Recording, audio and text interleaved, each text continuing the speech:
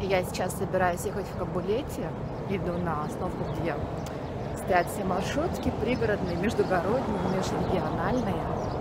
Я уже опаздываю, потому что обещала в 11 быть уже в маршрутке, а сейчас уже 11:05 где-то, и я опаздываю. Мне еще где-то минут 7 идти до этой остановки.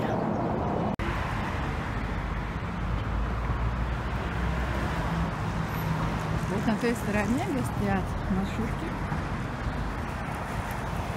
оттуда можно ехать в Тбилиси, в Кутаиси и в другие регионы Грузии. Тут находится около канатной дороги Арго. Маршрутки ходят каждый час, чуть ли не круглосуточно. Мы один раз уезжали где-то на часов в 11 вечера. Ехали в Тбилиси, как внезапно сорвались. И вот прямо нужная мне остановка около католической церкви. Сейчас перейду дорогу и пойду узнавать, кто первый отправляется в Кабулет.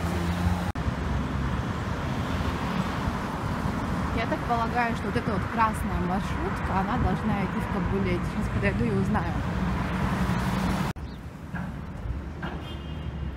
На всех маршрутках написано, куда они идут. Сейчас узнаю, есть ли места.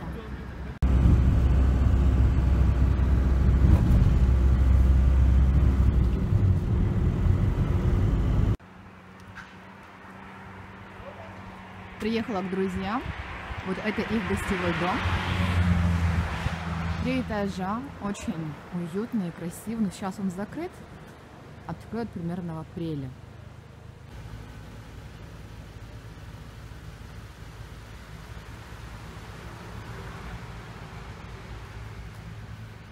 И сзади еще есть двор, где мы любим делать шашлыки. И там весной уже расцветут, зацветут разные фруктовые деревья.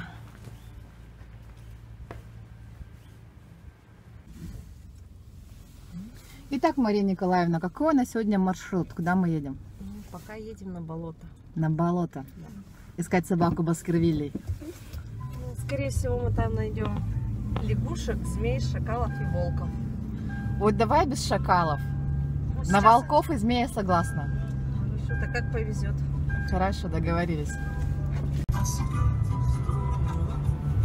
Ну, погода сегодня просто супер, мне очень нравится, очень тепло. И небо чистое. 6 градусов всего. Ну, кажется, по ощущениям, что теплее. И музыка приятная. Вы говорили? Итак, мы приехали. Приехали? Да, приехали. Как это место называется? Кочнари. Как? Кочнари. Кочнари? Да. Вон сюда.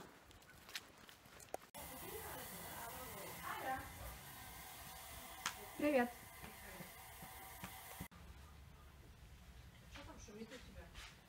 Ну, царец Милкан. Ali reći i u seba bakši.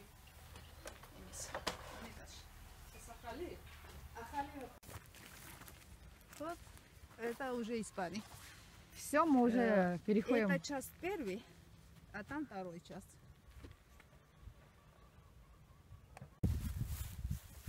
Что-то мне страшно по этому мосту идти. Иди, я сниму. Хочу. Давай. По этому мосту.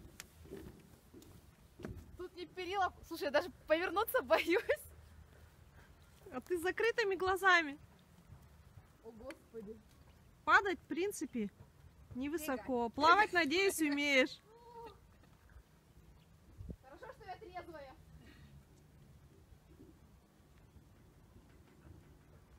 Ух. Обратно пойдем по тому мосту. Хорошо. Камон.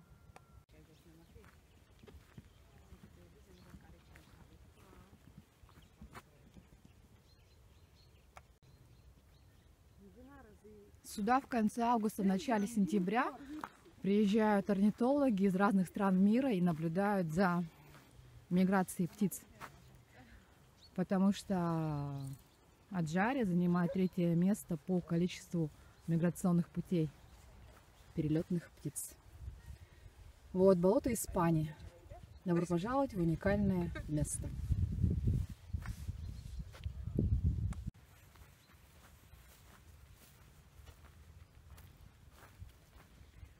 Пока сухо, ни одной змеи, ящерицы я не увидела.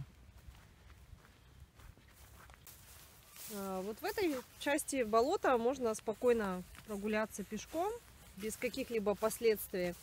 В виде змей? Нет, то есть ты не утонешь, там нормально как бы можно пройтись, а во второй части болота, Которая вон там, да, находится? которая с той стороны расположена, лучше не рисковать.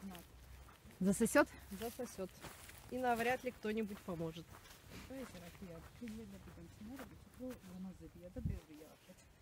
Иногда на этих болотах можно наблюдать журавлей. Якутских стерхов? Ну, не якутских, конечно, но Аджарских стерхов? аджарских стервых, да.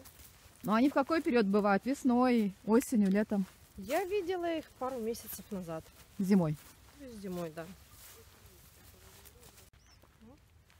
А сейчас мы подходим к наблюдательному пункту любителей перелетных птиц.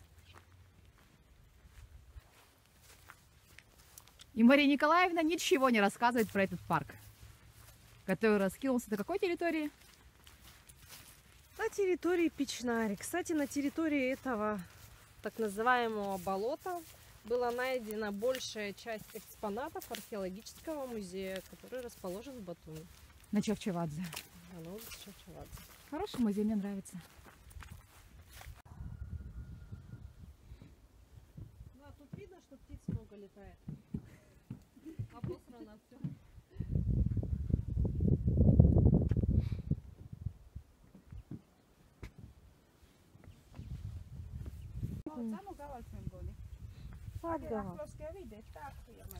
Я там точно не пройду. Потому что у меня ботинки такие. А, Миран, не надо. Да спагнум. Хорошо, несите нам поближе. Это уникальный. А уникален этот мох тем, что он пережил ледниковый период. Вот, и при его жизнедеятельности выделяется особый газ, который способствует сужению озоновой дыры.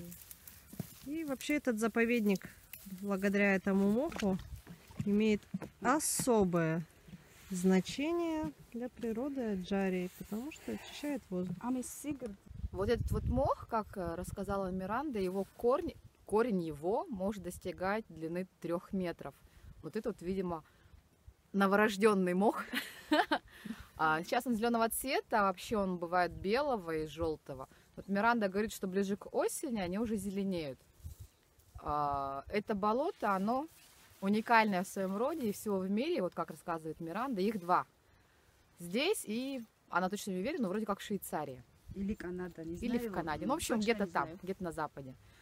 И так как я уже говорила, что в Аджаре пролегают пути миграции перелетных птиц, здесь они не просто пролетают, здесь они останавливаются на дозаправку перед длительным перелетом на юга. В общем, здесь можно наблюдать их очень долго. И, насколько я знаю, сезон наблюдения длится, больше месяца. Он где-то с конца июля начинается, с начала августа.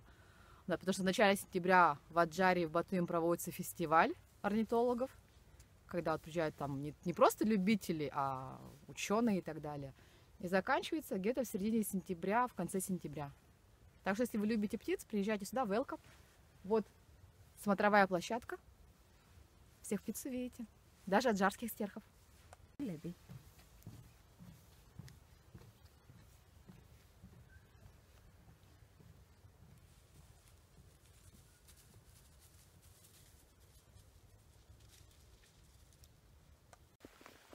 В целом место очень интересное, сюда стоит приехать. Я думаю, летом здесь очень красиво, когда начинают цвести цветы, когда все зеленое. Тут еще Миранда сказала, есть какой-то цветок, который ловит мух. Маленький такой цветочек. В общем, в качестве пешеходной прогулки, экскурсии в Кабулете я бы рекомендовала это место.